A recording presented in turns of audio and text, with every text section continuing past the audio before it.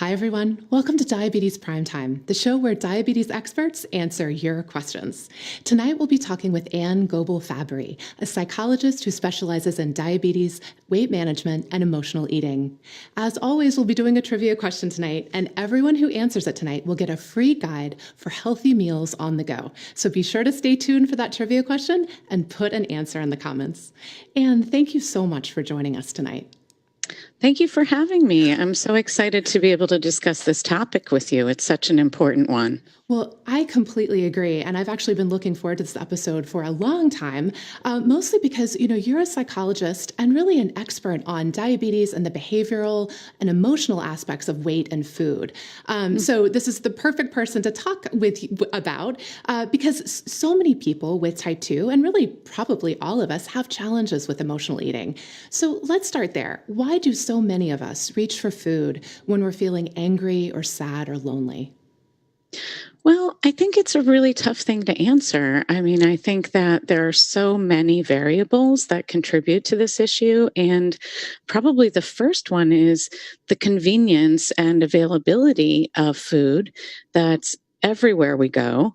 And so it's such an easy knee-jerk thing to go to for comfort and soothing. It's definitely enjoyable. We love food. We need to eat food. We can't, live in an atmosphere without it. So there are so many temptations everywhere. And I think a lot of us grew up getting sort of praised with certain kinds of foods or treated, oh, I'm so sorry, with certain kinds of foods. So I think there's a lot of that goes into it as well. Well, Crystal from our Facebook group asked the question, is this something we do because it was taught to us, or is there a genetic predisposition to it, like alcoholism? And I think what you're saying is it's both, really. We can't quite tease out which it is. It's a whole complex of things that lead to it. Absolutely. And we also know that there are neurobiological components to this that probably we cannot even identify yet. There are hormones that have started to be sort of identified and isolated in the gut, which communicate with the brain. And at this point, we have a handful that are identified, but I'm sure there are just so many more. This is such an infant science at this point. We're learning so much. So I want to say hello quickly to Jeanette from New Brunswick, Canada. We're so glad to have you here with us. Well, Anne, I want to cut right to it, because when we asked people in our Facebook group, what would you like to know? We're having the pleasure of talking to this very knowledgeable psychologist. And the number one question was echoed by Kimberly, who says, how do you stop this? And I know that's something we hear from so many people. I know I eat emotionally, but I just can't figure out how to do it, how not to do it. So what do you say to your patients who have that struggle? Well, first of all, that it's really hard, and that there's not going to be sort of one magic bullet that's going to fix it. And I don't mean that in a patronizing way. I mean that in a realistic way. It's important to give people hope and at the same time give people concrete tools that are going to be useful. So I think the first thing is to try to identify, okay, what are the triggers? What are the situations? What are the moods? What are the types of food that trip a person up? And they're going to be different for everybody. And once those get identified, what I think about is this patient is now sort of onto himself or onto herself. They know what the situation is in terms of what's likely to be contributing. And once you know those things, you can try to match up your strategy to really target those. So a food journal might be a great way to kind of get started with understanding what are the situations or the foods or the people that I'm around that are most likely to trigger a challenging episode.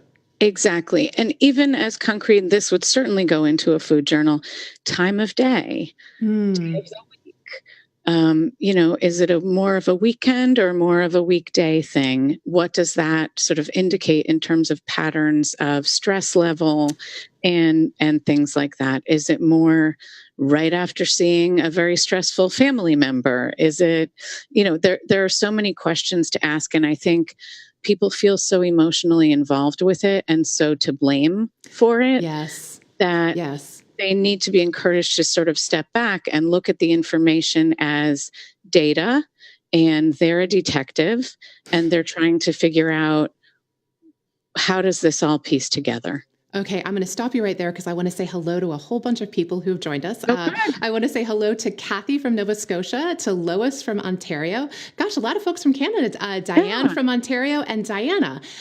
We are so glad that you've joined us. And Anne, you just said a whole bunch there. So I want to tease apart a couple of things. Sure. So first you said, let's just use the example that you gave. I notice that when I'm going to see a stressful family member, I tend to do things that I'm not happy about. How might someone plan for that accordingly? Would you suggest that they make sure that they've eaten before they go on that excursion, so that they're not hungry and maybe pushed against the wall? What would you suggest to them? Well, so one thing certainly is to plan ahead, and to try to figure out, okay, is this something where this person feeds the family, but in sort of a depriving way? So does the person who's struggling need to eat a little bit ahead of time? Or is it not so much about hunger per se and more about the emotions that get triggered when they're with this person? Is it a very critical person? Do they talk about the relatives' eating habits and body and size and all of this stuff in a way that's really negative and blaming? And, one thing to try to do is prepare ahead of time. So I always think about, again, with this notion of being a detective or being a researcher, if you run an experiment enough times and you have the same exact outcome, the outcome is pretty firm and understood. So if you run the experiment, okay, this time when I go to mom's house, it's going to be fine. I'm going to keep my cool. It's all going to go well. And I can drive home and not stop off at Kentucky Fried Chicken or whatever it might be. That's probably not an accurate perception. Yes. And so to go into it knowing I need to plan ahead. Gosh, okay. So, and I love your term, a diabetes detective, because that's exactly what we talk about very often when someone's looking at their numbers and trying to figure out, see the patterns. But I love the idea of applying it to these kind of situations. But I want to come back to something you said. We've got a whole bunch of people saying hello to Taniqua, hello to Kathy McPherson Blackburn, hello to Phyllis Crane. We're so glad you're here with us. You said at the beginning that shame comes into the picture here, and we blame ourselves for the way we eat. And we hear so often from psychologists and physicians, shame is really such a debilitating emotion because it keeps us from being able to learn and do better. So let's say that we're going to mom's house and we know we're going to be emotional, maybe because she's very critical when we leave. How would you recommend to someone that they go about short-circuiting that shame process so that they can plan ahead and follow through with their goals? Well, so the planning ahead, knowing, okay, it's likely to be difficult. Yes. So what am I going to need to make sure I connect to that's going to make me feel less overwhelmed, less bad? I mean, when people, I love this idea, this researcher, social worker out in Texas has two incredibly famous, successful TED Talks. Her name is Brene Brown. Oh, I love her. Love her. Yeah. And I always found it very difficult, even though I'm a psychologist and I ought to know better. I always found it very difficult. What's the difference between guilt and shame? And she says, guilt is, I did something wrong. Shame is, I am wrong. Oh, wow. And I thought that was really profound and also really succinct and easy to understand. So for a person who struggles with weight and who's been self-critical their whole lives, but also has been criticized by loved ones, by healthcare providers, by, bullies, you name it, they really do develop a sense of I am wrong. Yes. And that's very understandable. And then what they need is to surround themselves with more support. Absolutely. And feel good that don't have to do with food. And that's really when you're talking about being a diabetes detective. the difference between guilt and shame applied to this situation is maybe I had an event that didn't go the way I wanted it to, but that doesn't mean I'm wrong. That doesn't mean I'm bad. That doesn't mean I'm worthless. And I think for so many of us, it's so easy to make that leap. And, from there, it's a really downhill slope. Yeah, absolutely. That's called personalization and catastrophizing, where I'm never going to be able to manage this. I'm always going to feel bad about myself.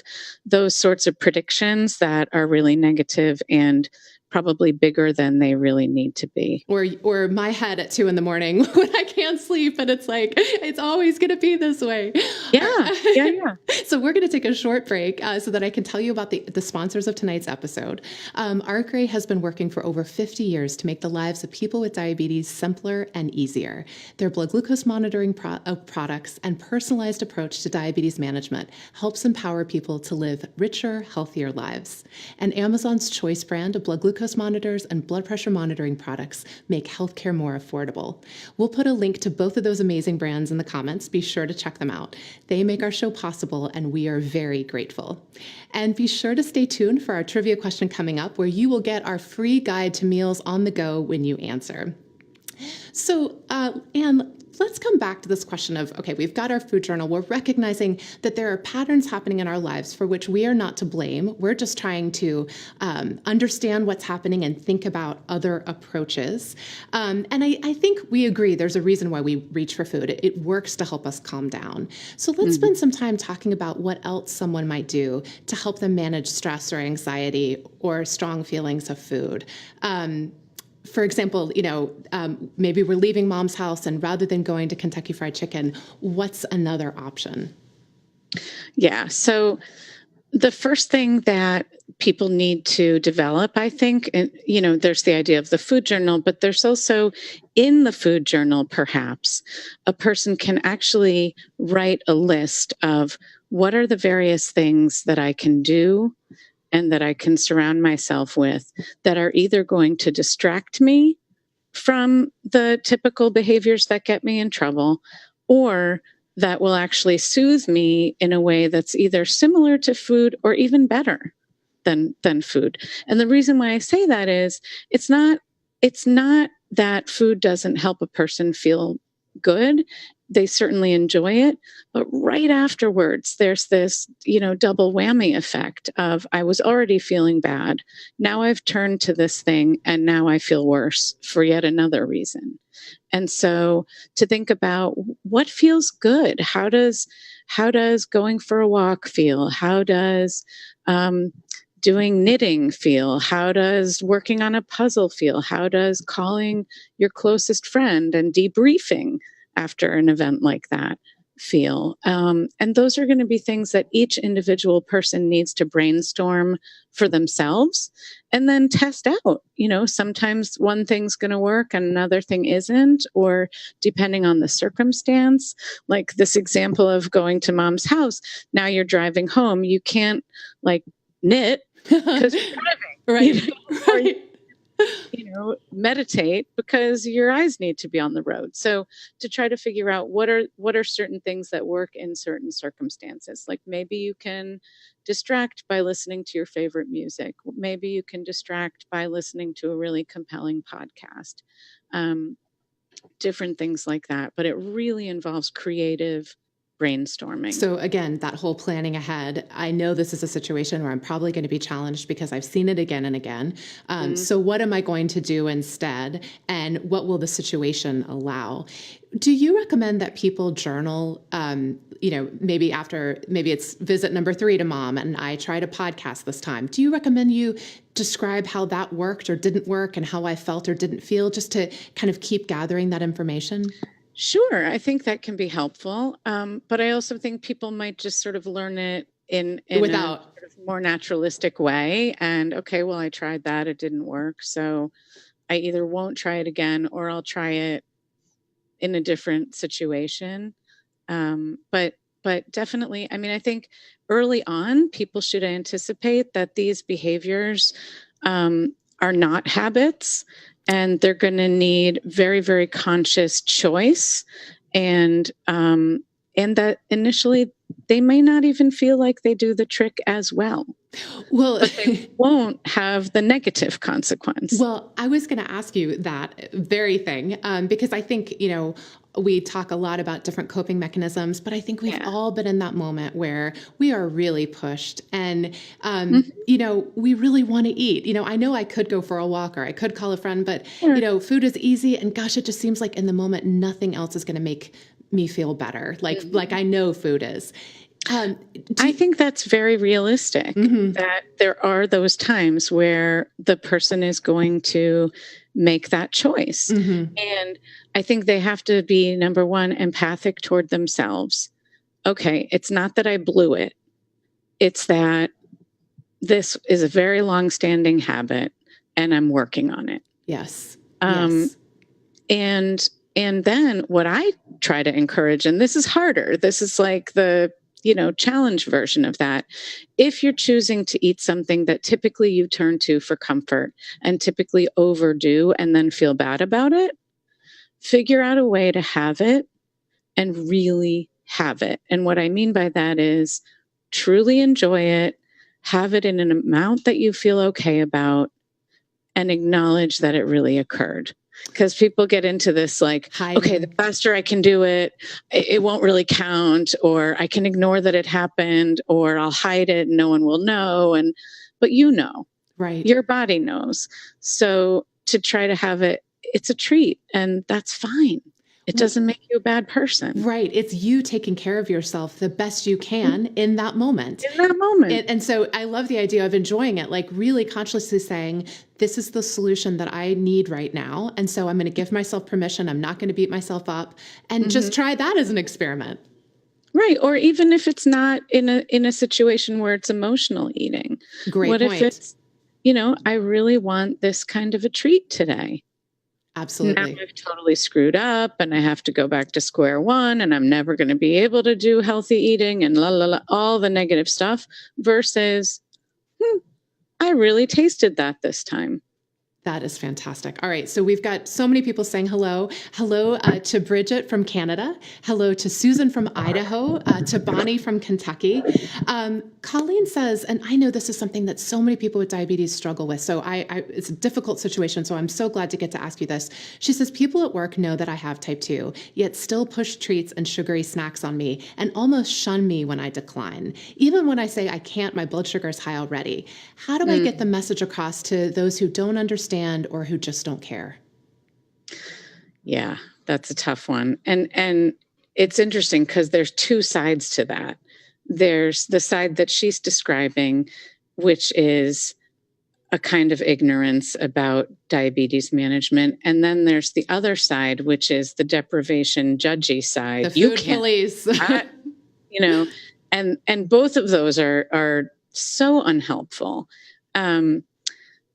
I think that it's a $1 million question. I mean, it's about how do I make a statement that's, respectful and kind, but also firm. Like, I have diabetes. That looks delicious. Like, let's say somebody made it specifically for you. You don't want to be rude. That looks delicious, but I really just can't do it right now because of my health. I think that's a great answer. And, and that also probably, just like we're trying to develop new habits, that's a habit that will get easier with time, the more we get to practice. Oh, definitely. And it's also just, it's a habit that can translate into a lot of other arenas. Absolutely. Absolutely. All right, folks, it is time for our trivia question. All right. According to fastfoodmarketing.com, how much money do the top 25 fast food restaurants in the U.S. spend on advertising in 1 year? Is it $100 million, $1 billion, or $5 billion? So again, how much money do the top 25 fast food restaurants in the U.S. spend on advertising in 1 year? $100 million, $1 billion, or $5 billion? So put an answer in the comments for us, and whether it's right or not, you will get our suggestions for healthy eating on the go delivered to your messenger inbox. And for those of you watching us on YouTube, be sure to subscribe to our channel and tap the bell to get notified when we go live in the future. So, Anne, you alluded to this earlier. We are surrounded by food and food advertising, as our trivia question alludes to. They spend a lot of money on trying to make us crave certain foods. Right. How do you recommend someone try to be more deliberate about either the foods they bring in the house or the places they're going to get treats, just to counterbalance all that unhealthy advertising that's bombarding us? First of all, it's very hard, and it involves what one researcher that I read and really respect calls swimming against the tide. Yes. So we've got this tidal wave of, you know, food really being everywhere. And when I say that, I mean like big food, like industrialized food, like calorie dense food that has virtually no nutritional value. That's everywhere. And I sort of joke about that sometimes with my patients, because since when is a gas station now a place where you can get a pharmaceutical, like pharmaceutical stuff, where you can get every food known to mankind? Or Home Depot, they have at the checkout, you can get any kind of candy bar you want. At the hardware store, like it's everywhere. It's everywhere. And I think, that makes it really hard. I think sometimes sort of channeling some anger about it and really looking at how outrageous it is.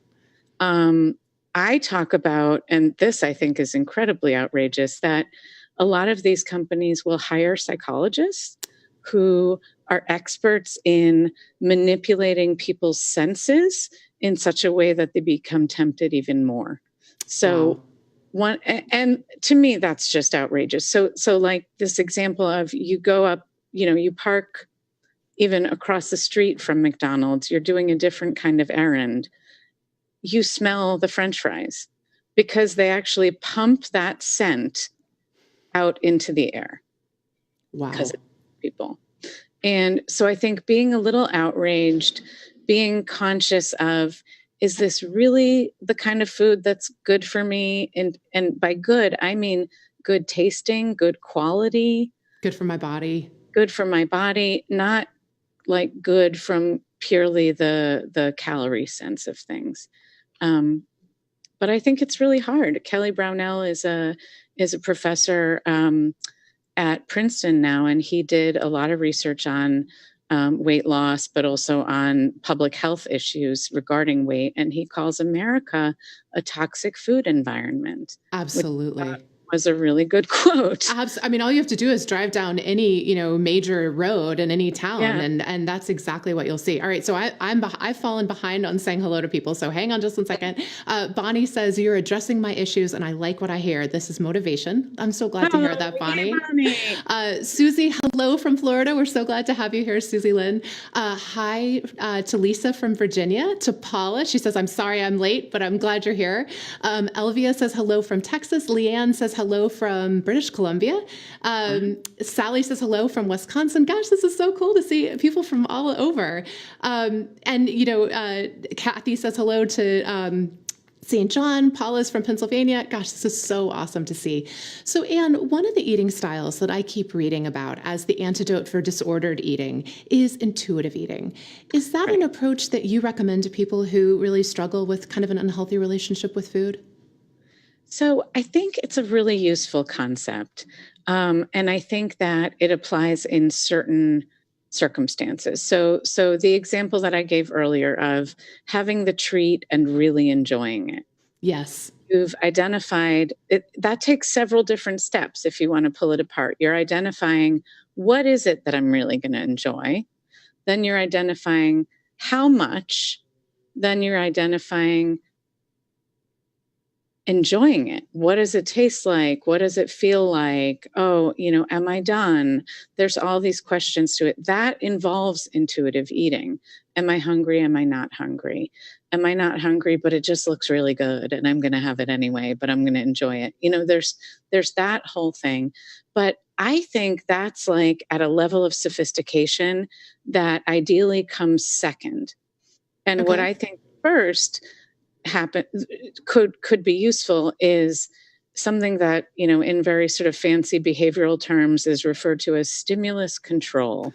And what stimulus control means is creating your own environment in such a way that it actually supports your own success and your own health goals. So if I am a jelly beanaholic and Easter is coming and I think that this time's going to be different and I can, buy and this is true because this is me. And I, think I can buy my daughter's Easter eggs way before and not eat them, I am wrong. So I need to know that about myself, and I need to not do that anymore and be more planful about it. So that's what I would call avoiding the temptation. So let's take it back to what you were talking about, the way foods are engineered to be delicious, the way we've surrounded ourselves with all this fast food. Your best way to fight back is to not bring those foods in the house. It's foods that are going to be tempting. Structuring your environment is the best way to make sure that you're not. I mean, for me, like when I know it's in our kitchen, I'm thinking about it all the time. When I know it's not there, it's like it's just completely not in my frame of reference. So, it's really important. It can also sort of translate into the work environment because some people now, and this is tricky, some people are the known person with the candy dish, right? Yes. And they have to have it because everyone expects it. And, all of that justification. No, if it's not good for you, you can phase that out. Right. Problem is, what about the lady next to you who has the candy dish? How are you going to manage that one? So that's where you can't control her, right? Right. But you can do some other things. So you can use distraction. I could perhaps sit in such a way that I don't see it, or perhaps I could walk around the office in such a way that I don't have to encounter it. Absolutely. Or, different things of that kind. So that would be distraction. But really quickly on that point, we've heard from folks who've lost weight and been successful that they feel that waiting 15 minutes or 20 minutes when they're really having a strong craving, they feel like if they can just ride that out, what they notice is that the craving goes away. Is that borne out kind of by what you've seen with your patients? People who can do that find it very useful. It's a very hard thing to do.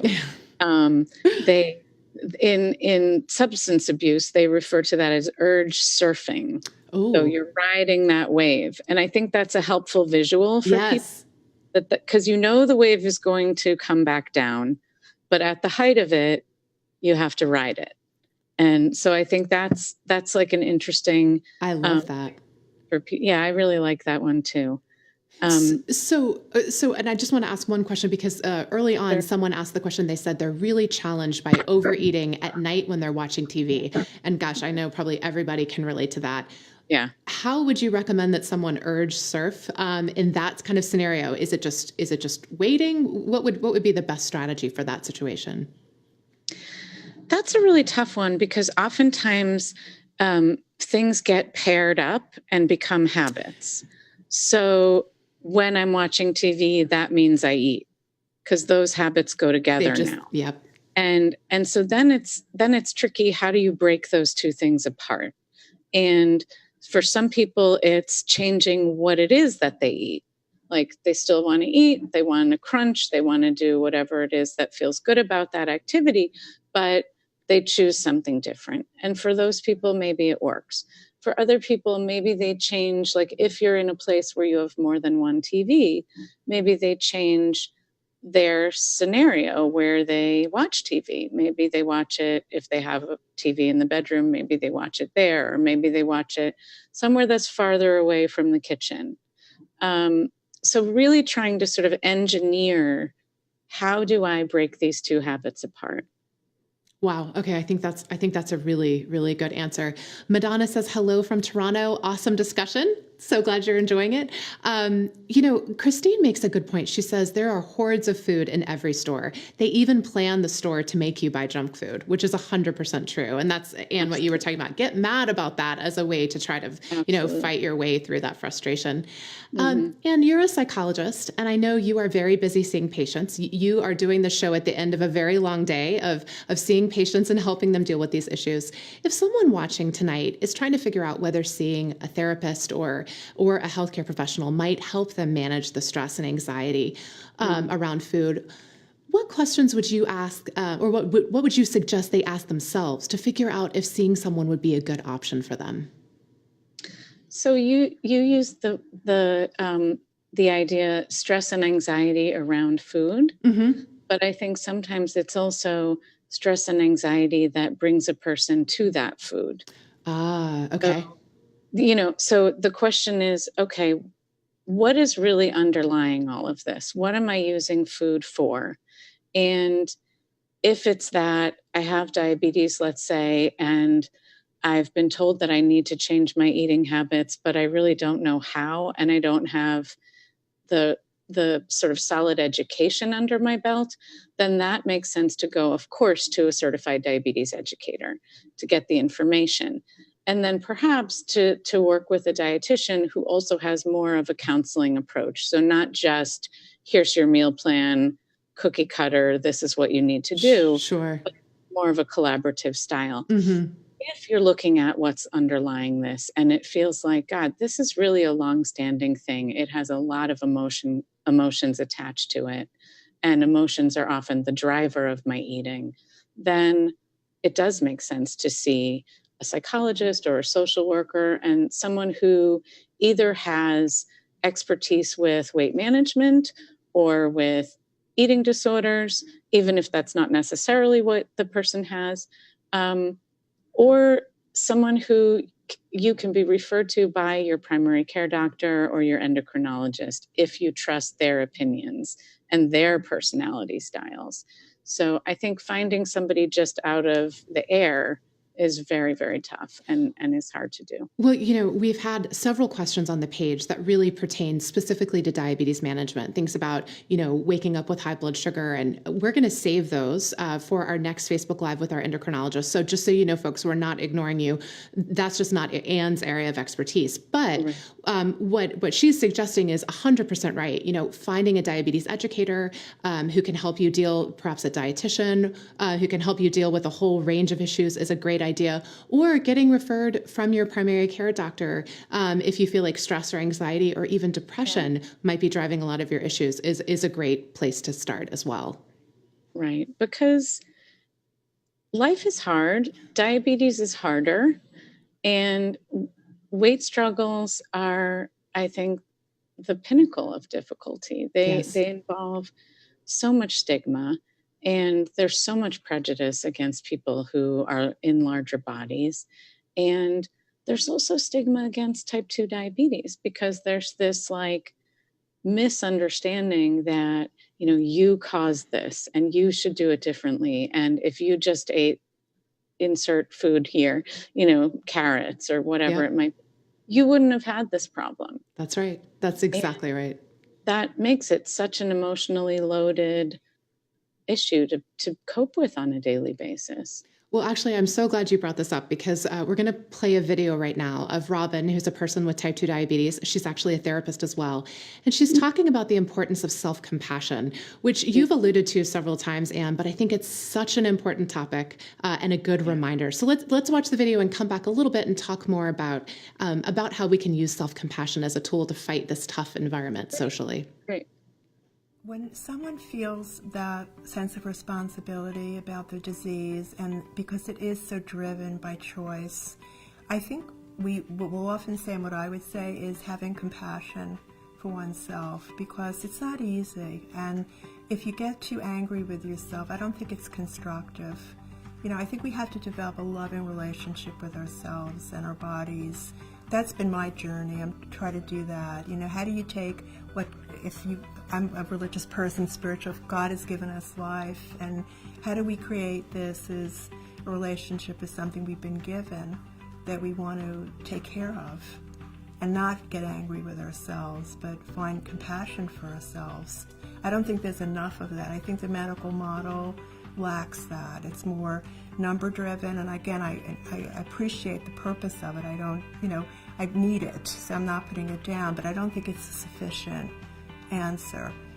There's so much mental stuff that has to be dealt with when you're dealing with chronic disease, including compassion for oneself and knowing that you can make a change. What we do in our group, which I really love, is at the end of each meeting we have an action plan. And that empowers people. So people leave our meeting and I'm going to do this. I'm going to walk. I'm going to eat more vegetables. I'm going to tell my husband that when we go out to have pizza, it doesn't work for me. These sound like simple matters, but they empower people to feel like I have more control over my disease.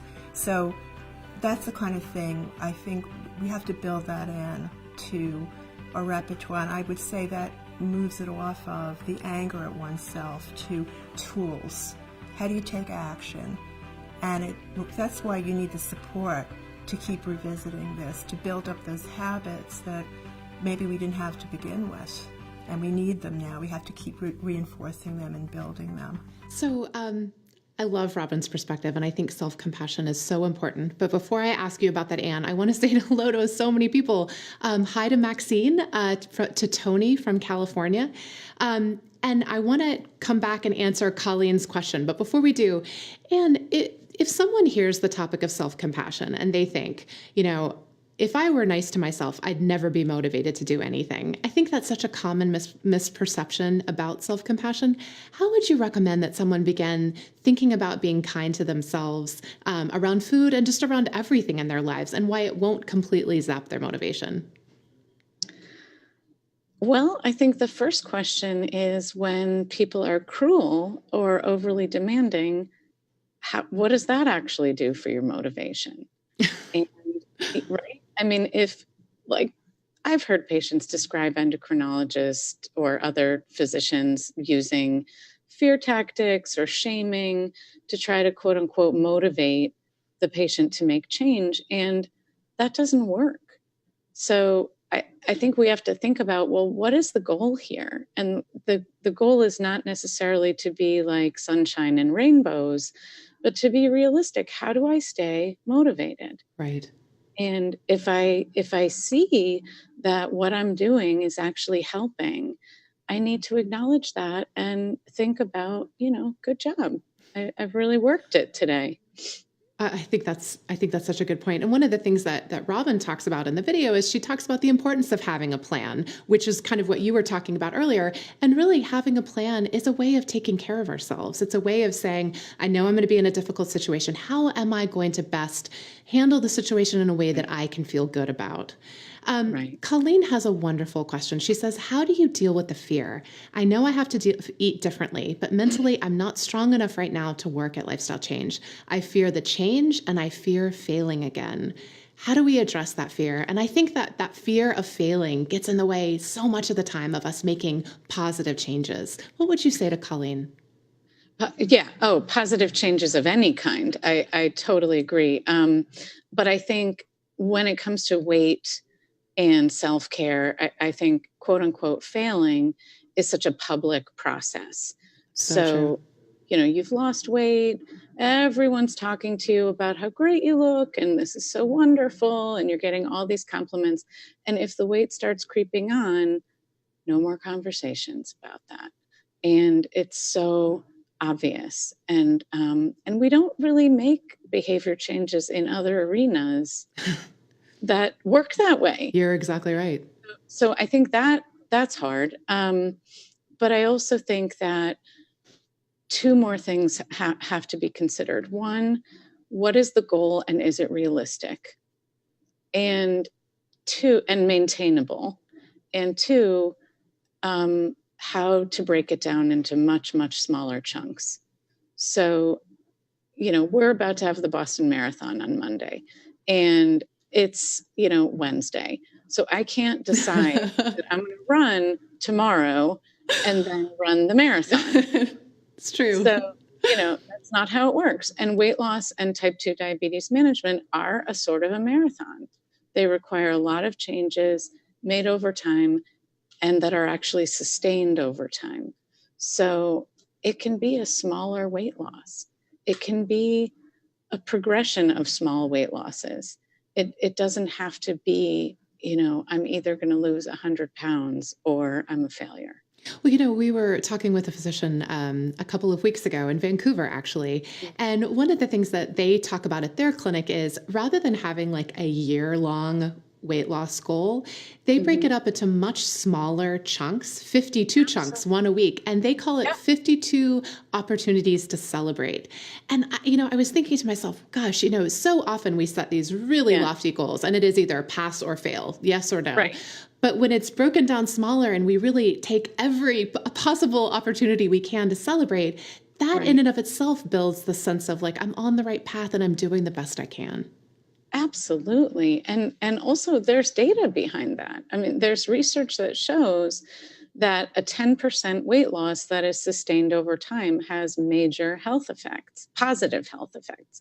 So if I'm 400 pounds and I've lost 40 pounds, that's 10%, and I keep that off long term, even though I'm still quite a large person, I have better insulin sensitivity, I have better cardiac risk factors, I have better mobility, I have less joint pain. It goes on and on. But that's a small move forward. And it has to kind of like count. It has to count. We aren't celebrating enough even the small things that can make such a big difference in our health overall. So I'm actually so glad that you brought that up. We have so many people, Anne, telling us how much they appreciate your perspective. Christine, Susie says this is so true. Elvia says thank you very, very much for all the information. Crystal says hello to everybody. So we're so glad that you have been here and joined us. Last question, Anne.